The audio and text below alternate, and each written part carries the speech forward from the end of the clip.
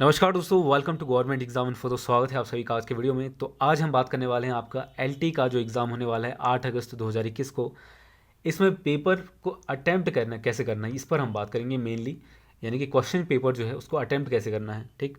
तो इसको लेकर कुछ लोग कह भी रहे थे कि इस पर एक वीडियो बनाई जाए।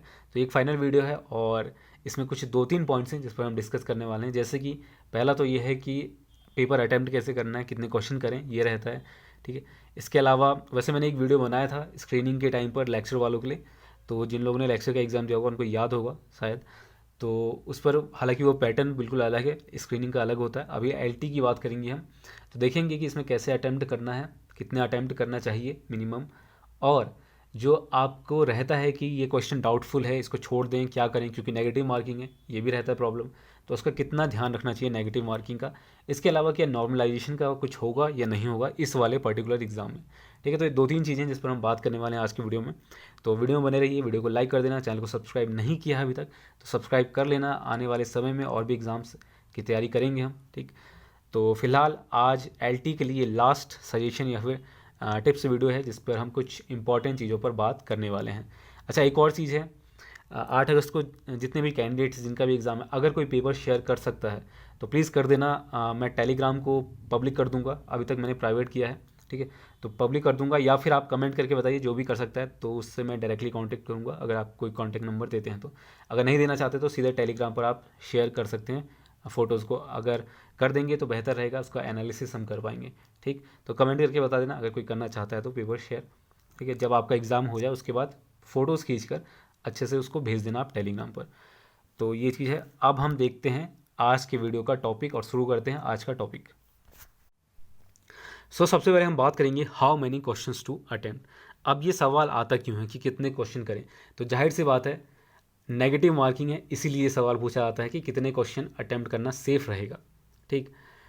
अब नेगेटिव मार्किंग नहीं होती तो जाहिर सी बात है आप 100 के 100 क्वेश्चन करके आते, ठीक है, गैस करके आ जाते या फिर ऐसे ही आंसर करके आ जाते, ठीक। अगर नेगेटिव मार्किंग नहीं होता, चूंकि नेगेटिव मार्किंग है तो इस वजह से आपके मन में ये सवाल रहता है कि आखिर कितने क्वेश्चन कर लेने चाहिए।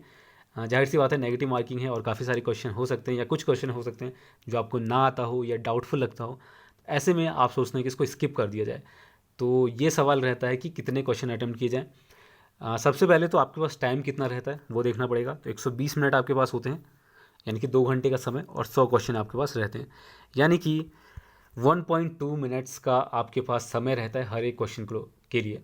तो मेरे हिसाब से ये काफ़ी सफिशिएंट टाइम है। अगर कोई कैंडिडेट 100 के 100 क्वेश्चन अटैम्प्ट करता है तो आसानी से वो कर लेगा, कोई दिक्कत नहीं है, ठीक। लेकिन डाउटफुल ये है कि मान लीजिए कुछ ऐसे कैंडिडेट हो सकते हैं जिनको सारे क्वेश्चन ना आते हो, इस केस में क्या करें कि मिनिमम कितने अटैम्प्ट करें, ये रहता है डाउट, ठीक। तो उसी को मैं बताता हूँ।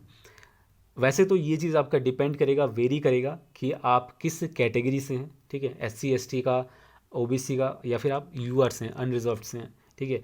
तो मैं OBC और अनरिजर्व्ड वालों के लिए मेनली बता देता हूँ 80+ मिनिमम मैं कह रहा हूँ, यानी कि कम से कम 80 क्वेश्चन आपको अटैम्प्ट करने चाहिए। ये सिर्फ एक सजेशन है, ठीक है, बाकी आपकी मर्जी है, क्योंकि अटैम्प्ट क्वेश्चन आपको ही करना है, पेपर आपको ही देना है, ठीक। तो अगर आप 80 कर लेते हैं, मिनिमम कह रहा हूँ मैं यहाँ पर, अगेन मिनिमम, कम से कम, तो ये सेफ़ रहेगा आपकी कट ऑफ को क्लियर करने के लिए। हालांकि कट ऑफ कितना जाता है ये कहना बहुत मुश्किल होता है, किसी भी एग्ज़ाम में प्रेडिक्ट करना खासतौर से मुश्किल होता है, क्योंकि ये रेगुलर एग्ज़ाम नहीं है। हर 2 साल 3 साल या 4 साल में ऐसे क्वेश्चन एग्ज़ाम होते हैं, ठीक। तो इससे पहले 2018 में हुआ था, अब 2021 में 3 साल बाद हो रहा है। तो इस वजह से कट ऑफ का एनालिसिस करना बहुत मुश्किल होता है। हालांकि मैंने एक वीडियो बनाया है, थोड़ा बहुत जो भी डाटा मिला था उस पर मैंने वीडियो बनाया था, तो वो आप देख सकते हैं, लिंक उसका डिस्क्रिप्शन में दे दूंगा मैं, तो वहाँ पर जाकर आप देख सकते हैं अगर आप देखना चाहें। वैसे इसके बारे में ज़्यादा सोचना मत कि कट ऑफ कितना रहेगा। सिंपल आंसर है 80+ अगर आप क्वेश्चन कर लेते हैं तो काफ़ी सफिशिएंट है अनरिजर्व्ड और OBC लिए। रही बात SC ST के लिए, तो SC ST भी कोशिश करें कि मैक्सिमम अटैम्प्ट कर लें। हालांकि आप लोगों का कट ऑफ काफ़ी कम जाएगा, ठीक है, compare to unreserved and OBC। तो इस वजह से एक बेनिफिट रहता है SC ST वालों को, तो आप उसके अकॉर्डिंग देख लेना। तो 70 to 80 आप भी कर सकते हैं। तो ये था पहला कि कितने क्वेश्चन अटैम्प्ट करें। अब हम बात करेंगे कि हाउ टू अटैम्प्ट, ठीक है। ये चीज़ क्लियर होगा कितने करने हैं, 80+ करना है, मैक्सिमम आप जितने भी कर लें, ठीक, ये चीज़ है। इसके बाद तो कैसे करें अटैम्प्ट, इसका सिंपल आंसर है, एक तो ये रहता है कि क्या इसको सीक्वेंस में अटैम्प्ट कर लेना चाहिए या पहले सब्जेक्ट का करना चाहिए या पहले टीचिंग एप्टीट्यूड कर लेना चाहिए। तो इससे कोई फ़र्क नहीं पड़ता है, ठीक है, आप कुछ भी कर सकते हैं। लेकिन मेरा जो सजेशन है, देखिए पहली चीज़, एक चीज़ ये है कि इसमें सेक्शन कट ऑफ नहीं है, ठीक है। ऐसा नहीं है कि टीचिंग एप्टीट्यूड में किसी के 2 नंबर आ गए तो वो फेल हो जाएगा और 70 के 70 अगर सब्जेक्ट में करता है तो पास हो जाएगा, ऐसा भी नहीं है, ठीक है। तो कहने का मतलब ये है कि आपको ओवरऑल लाना है 100 में से मार्क्स। तो टीचिंग एप्टीट्यूड के 30 करते हैं तो बहुत बढ़िया, और 70 में से कम भी क्वेश्चन रह जाते हैं तो भी कोई प्रॉब्लम नहीं है, बस आपका कट ऑफ क्लियर होना चाहिए दोनों का कंबाइंड होके। कुछ ऐसे एग्ज़ाम होते हैं जिसमें आपको हर एक सब्जेक्ट में, जैसे अगर बात करें तो रीजनिंग होता है, मैथमेटिक्स, हिंदी, इंग्लिश, तो उसमें हर एक सेक्शन वाइज कट ऑफ होता है पर्टिकुलर सब्जेक्ट के। मैथमेटिक्स में आपको क्वालिफाई करना पड़ेगा, फिर रीजनिंग में करना पड़ेगा, फिर जीके में करना पड़ेगा, इंग्लिश में करना पड़ेगा, तो इस तरह से रहता है। यहाँ पर ऐसा कोई प्रॉब्लम नहीं है। तो सिंपल इसका आंसर है कि आप सीक्वेंस में चलें। ऐसा इस वजह से भी है क्योंकि ये ऑफलाइन एग्ज़ाम है। तो ऑफलाइन में अगर आप सीक्वेंस से पहले क्वेश्चन से 100 क्वेश्चन तक जाते हैं तो एक सीक्वेंस बना रहता है, और क्वेश्चंस को जब OMR सीट पर हम आंसर करते हैं, OMR सीट पर, तो एक सीक्वेंस में आंसर करते जाएंगे आप, ठीक है। तो ये बेटर रहता है, कोई गड़बड़ी भी नहीं होगा आपका, तो इसका ध्यान रखना। सीक्वेंस में अगर कर लें आप तो बहुत बेटर है, ठीक है। वैसे आप पर डिपेंड करेगा, जो सेक्शन आपको अच्छा लगे वो आप कर सकते हैं। सीक्वेंस में एक ये रहता है कि ऑफलाइन मोड एग्ज़ाम में क्या है कि आपको बहुत सारे पेजेस में आपको आपका क्वेश्चन पेपर मिलेगा।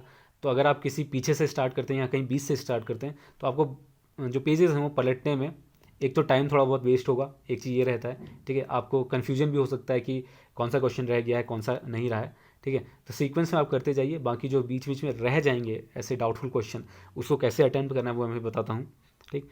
तो ये सिंपल इसका आंसर है, हाउ टू अटैम्प्ट। अब हम बात करते हैं कि नेगेटिव मार्किंग का क्या इफेक्ट पड़ेगा, ठीक है, और क्या इसको ज़्यादा सोचना चाहिए इसके बारे में या नहीं, और डाउटफुल क्वेश्चन को कैसे अटैम्प्ट करें, ठीक। देखो, नेगेटिव मार्किंग की अगर बात करें तो मेरे हिसाब से इसका उतना अफेक्ट नहीं पड़ता है आपके नंबर्स में। क्यों नहीं पड़ता है? देखिए, नेगेटिव मार्किंग की वजह से कैंडिडेट्स में एक डर रहता है कि क्वेश्चंस को छोड़ देना बेहतर रहेगा, क्योंकि नेगेटिव मार्किंग जो सही क्वेश्चन है उसमें से आपके नंबर कट जाएंगे। देखिए, कई बार क्या होता है कि आपको 2-3 तरह के क्वेश्चन मिलते हैं, डाउटफुल क्वेश्चन जिसे हम कहते हैं, ठीक है। अब इसमें 2-3 तरह के होते हैं। एक क्वेश्चन तो जिसमें आपको 100% श्योरिटी है कि ये आंसर ही होगा और इसमें कोई प्रॉब्लम नहीं है। दूसरा ये रहता है कि क्वेश्चन में 2 ऑप्शन में डाउट है, एक रहता है आपका कि 3 ऑप्शन में डाउट है, और एक होता है कि आपको कोई आइडिया ही नहीं है कि इसका आंसर क्या होगा। तो ये जो 4th ऑप्शन है ना, यानी कि जिसमें आपको बिल्कुल भी आइडिया नहीं है, ऐसे क्वेश्चन को सिर्फ स्किप कर देना ठीक रहेगा, ठीक। बाकी इस तरह के क्वेश्चन जिसमें थोड़ा सा डाउट है, इसमें थोड़ा सा ज़्यादा डाउट है और जिसमें पूरी श्योरिटी है, इसको 100% अटैम्प्ट करना चाहिए मेरे हिसाब से। एक एग्जांपल के तौर पे अगर आपको समझाऊं तो मान लीजिए आप 5 क्वेश्चन ऐसे चूज़ करते हैं जिसमें से एक तो आपको श्योरिटी के साथ आता है, 2 क्वेश्चन ऐसे मान लीजिए जिसमें 2 में डाउट है, ठीक है, 2 ऑप्शंस में डाउट है कि एक सही होगा इन दोनों में से कोई, एक ऐसा है जिसमें 3 में डाउट है, और एक ऐसा है जिसमें बिल्कुल भी नहीं आता है। तो इसका जो है 1/4 तो आपका नेगेटिव मार्किंग में कटना ही है, ठीक।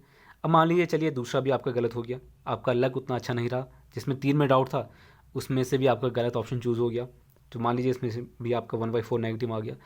अब मान लीजिए जिसमें 50% का चांसेस हैं ठीक होने का, ये तीनों आपके ठीक हो गए, अगर आपका लक थोड़ा अच्छा रहा और आपने अच्छे से गैस किया या अच्छे से ऑप्शन क्वेश्चन को पढ़ने के बाद डाउटफुल क्वेश्चन को अटेम्प्ट करें, और मान लीजिए आपके 3 क्वेश्चन सही हो गए, तो बेनिफिट किस में आप ही सोचिए। इसका नेगेटिव मार्किंग अगर बात करें तो कितना कटेगा, 0.5 मार्क्स। ओवरऑल जो आपका मार्क्स बनेगा वो 2.5 बनेगा। और पहले आप क्या करने वाले थे, क्योंकि डाउट था आपको, तो ये 4 के 4 क्वेश्चन आप छोड़ने वाले थे।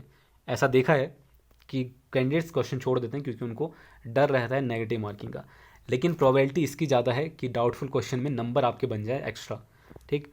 तो जो अभी मैंने बताया 5 क्वेश्चन अगर आपके पास ऐसे हैं जिसमें 2 डाउटफुल हैं, 3 डाउटफुल हैं, एक श्योरिटी के साथ आपको आ रहा है, ठीक है, और 5वां जो है आपका गलत है, 5 में से एक गलत है आपका पूरा, तो भी आपका पॉजिटिव में ही नंबर आएगा।